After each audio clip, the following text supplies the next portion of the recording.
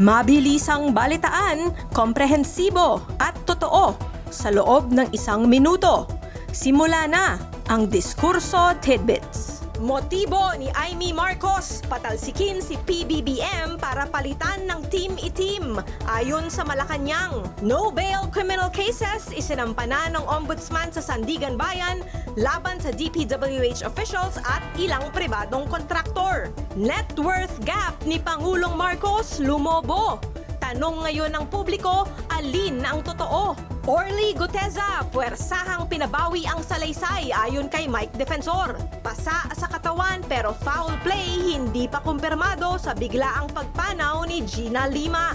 At modelo at kasintahan ni Gina na si Ivan Ronquillo natagpo ang patay sa sariling tahanan. Nag-suicide nga ba?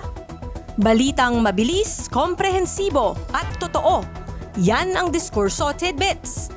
Basahin ang tungkol sa lahat ng yan at sa marami pang ibang nakatutuwa at makabuluhang balita sa diskurso.ph.